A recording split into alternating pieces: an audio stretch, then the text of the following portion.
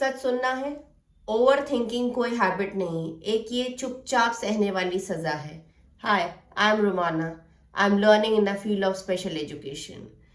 जब हम बेड पे लेटे होते हैं और फोन साइड में होता है और हम लोग का दिमाग कांस्टेंट कहीं और चल रहा होता है कि ऐसे हो गया, हम लोग के साथ वैसे हो गया, या मेरे साथ ऐसा नहीं होना चाहिए, और जो बात हो चुकी है, जो बात हुई भी नहीं है या शायद कभी होगी भी नहीं, उस बारे में भी सब एक साथ ही दिमाग के अंदर चीजें चलने लगती हैं।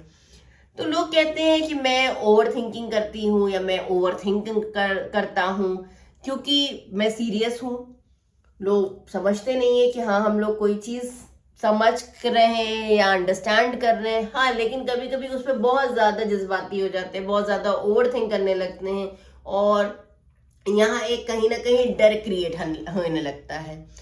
अगर मैं एक एग्जाम्पल की बात करूं कि मैंने एक मैसेज भेजा, उसका रिप्लाई नहीं आया, तो दिमाग में क्या बोलता है कि हो सकता है कि वो बिजी हो सकता है कि फोन साइलेंट पे हो, या हो सकता है कुछ भी अनहोनी होगी। लेकिन नहीं, दिमाग में क्या चल रहा होता है कि शायद मैंने कुछ गलत बोल दिया, या शायद मेरी बातें इंपॉर्टेंट ही नहीं लग रही है किसी को, इसलिए कोई रिप्लाई नहीं आ रहा है।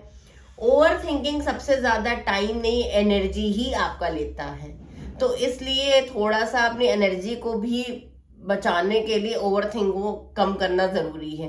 भाई, पूरा दिन इंसान थका रहता है और रात में ये होता है कि थोड़ा सा रिलैक्स करे, लेकिन दिमाग में कॉन्स्टेंटली ये चलता है कि मैं कुछ भी अचीव नहीं कर पाया, मुझे कुछ आता ही नहीं है। एक गिल्ट, एक रिग्रेट, एक बहुत ज्यादा नेगेटिव फीलिंग आने आने लगती है।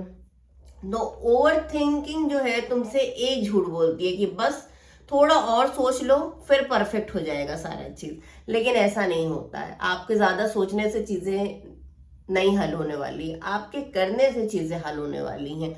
तो आप बेहतर है कि एक प्लानिंग करो, एक चीजों को कैसे ऑर्गेनाइज करना है वो करो, और उसके बाद बस सो जाओ, बस रिलैक्स हो जाओ कि जो होगा देखा जाएगा, it's okay.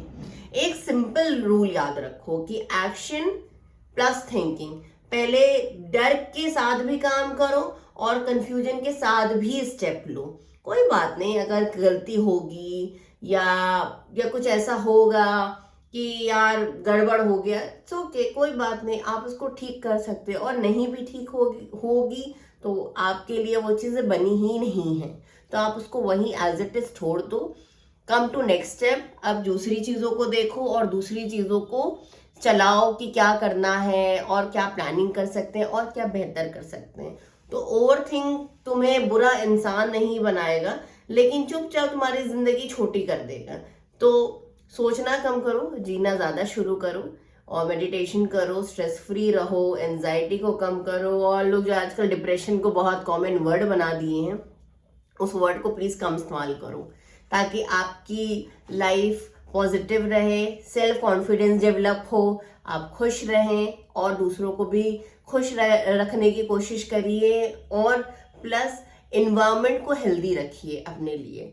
Thank you so much. मिलते हैं नेक्स्ट व्लॉग में।